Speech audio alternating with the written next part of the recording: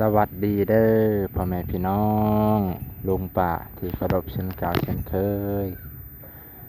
มื่อนี้มาหาน้องก้อยนี่เราบ่สบายมาถามเพิ่นก่อนนะบ่สบายจักมื้อหลายๆบ่สบายบ่ไอบ่แม่นบ่ไอบ่แม่นบ่ไอ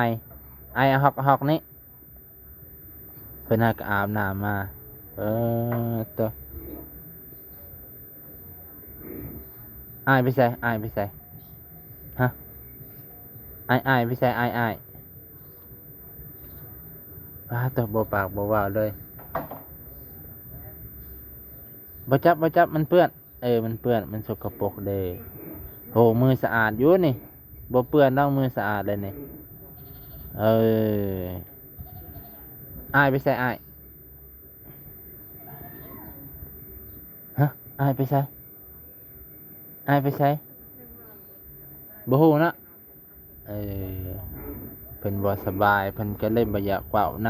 ำเป็นไอใส่ไอให้เบิ่งดูเอาฮอกไอให้เบิ่งแหน่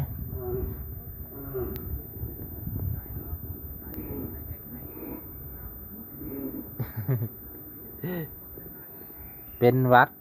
เพิ่นเป็นหวัดแล้วก็เป็นไอ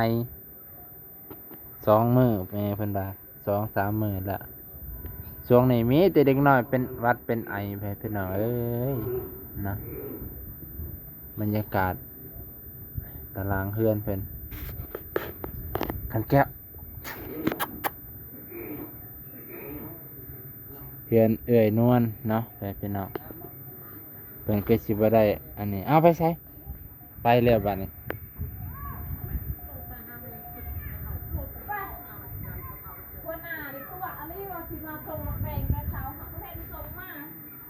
เออ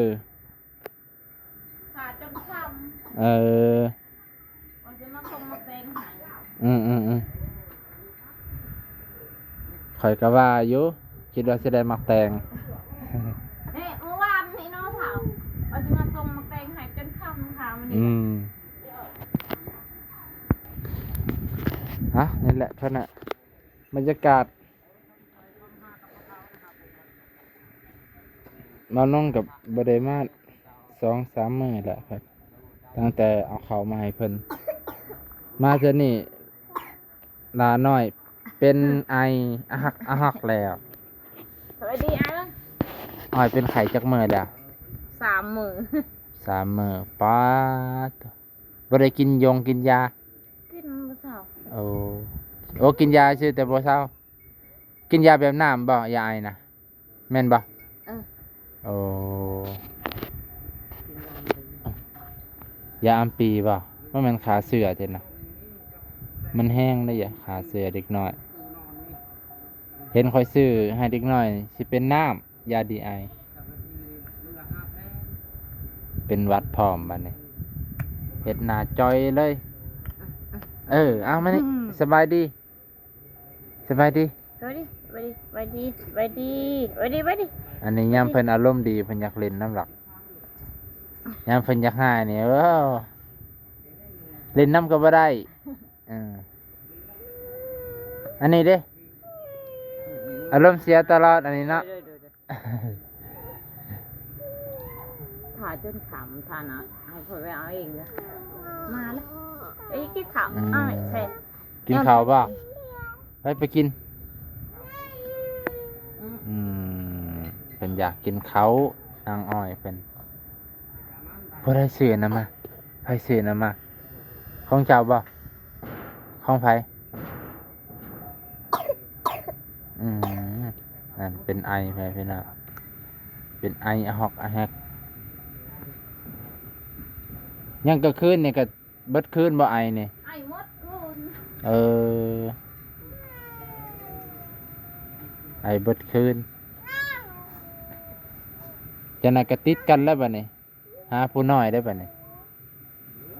เป็นวัดอันนี้เป็นวัดนี่ติดกันง่ายแปลไว้กินข้าวกับเกลือกินข้าวกับเกลือก็แซ่บอีบ่กินข้าวจี ใส่เกลือป่ะ เย็ดก็จนตายหมด กินกับเครียดมันจะนอนไม่ตรงเขาเลย อืม ไปยัง ปลาตัวไปขนาดร้านเอ้ยคนบอกว่าคนบ่หายบ่หาย ใช่หันหน้ามาพี่ชูบขี้โมเข้ามันเนี่ย เพิ่นบ่สบายอารมณ์บ่อยากดีบ่อยากลิ้นน้ำแล้วเพิ่นล่ะนะคันบ่เป็นหยังนี่โอ้ยหาวดองเพิ่นล่ะใส่ค่อยๆใส่เด้อควันบ่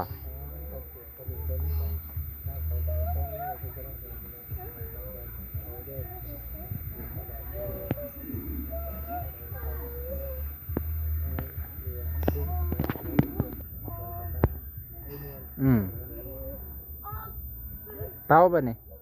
ฟูเต้าได้บ่ตาตัวเป็นเป่าบ่ได้เป็นหวัดแห้งเลยนี่เอาขี้หมกตันดังเลยบ่นี่ปูดปาดอยู่เบิ่งสิเป่าให้เพียงโอเคพี่น้องนะมื้อนี้ก็มาเยี่ยมสาวนวลก็ได้มาหาเฮือนเพิ่นป้าตัวเดินบ้านเพิ่นก็ยามนี้ใกล้สิเบิดหญ้าแล้วพี่น้องคือว่าซั่นหอดยามแรงใกล้สิเบิดหญ้าสิมีแต่กี่ฝุ่นได้บาดหยาก็คือคนเลยบัด หญ้าก็เบิดหญ้าก็คือคนมันน่ะ เห็นแล้วจังหวะเนี้ยคือคน เอ้ามันตายไปหมดเลยมัน ป้าเพื่อนลุงดอนกับชื่อเก่าเลยพี่น้องเอ้ย บ่าวเอ้ยเอาผักตักในเดือนสามใกล้เลยเด้อ ลุงดอนกับวอนขอให้แล้วไวๆพี่น้องประมาณเดือน3ก็ใกล้สิฮอดเลยฝนฟ้าเริ่มสิมาพุ่นน่ะยังเหลือแต่สังกะสีแหละสังกะสีนี่ความยาวพอดีเลยบ่ บ่ได้พอดีบ้าวก็คืนได้ทำนี้ก็ได้ถ้าได้ตอนนานนี่ก็จะว่าใช้ลูกหลานได้ชื่อเก้าพุทธให้งาม ทางหน้านี่บ่ บ่สั่งสั่งนี่ ทางนี้ทางหน้าเนาะ เก้าพุทธพอดี อยากให้มันยาวแน่ โย จักแผ่นเบิดอันนี้นี่แถวนี้ ถ้าได้หายไปซื้อจังเรือ แพนนี่ 15แผ่น แผ่น ปกติจักแผ่น ยังหาจักแผ่นเพิ่นหายคอยบ่ได้นับนะฮะ ได้บ่ลูก13 13 โดย 8 8 9 แปด เบื้อง เก้า 9แผ่นยังบ่ใส่ยังบ่ทันใส่ปันลมนี่ทางนี้เด้ ไล่เก้า ข้างละ โด 9 ย โอ้เป็นเนาะข้างละ9แผ่น9พุทธมุงกับไข่แน่เป็นเนาะคันได้มุงตอนนี้มันขาดแต่ตัวมุงนี่แหละที่มันสิอยู่บ่ได้ โดยกับแป้นนั่นจุดหนักนะบ้าโอ้ย กับแป้นแน่ โดยลงกันหาต่อหาแต่เอาลาดนึงบ่ว่าดอกพอได้อยู่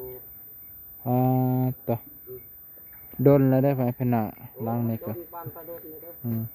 นรกลงนรกก็ยังเป็นผู้ทอดขึ้นทอดลงวิสตายแล้วแต่เบาเอ้ยเดี๋ยวดูนะ สิเข้า3-4 เดือนแล้วเป็นเนาะ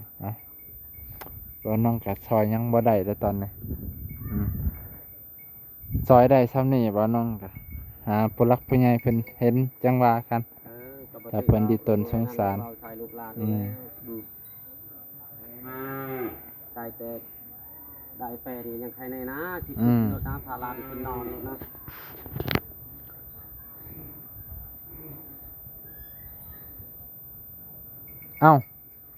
ผู้น้อยเป็นไปแล้วผู้ใหญ่มานั่งแทนบัดนี้เอ้า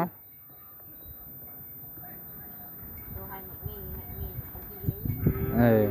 หายจะเป็นลูกตัวเองหายถ้าหายมีผัวใครว่าหายใจผัวให้เอาหนู เออ ว้าวโอ้ยหายใจคอยก็เกินคอยหนู เออ นอนนำไงมาหนูโอ้ยลูกเจ้าเองเนี่ยไม่ว่าบ่ได้เลย เจ้าในเจ้า อ่ะไปพี่น้องมื้อนี้ก็สิซ้ำนี้สิอำลาพาจากเพียงเท่านี้ก็ได้มาอัปเดตเฮือนเพิ่นนั่นแหละพี่น้องเพิ่นเอ้าตอนนี้ก็สิชนกันเลย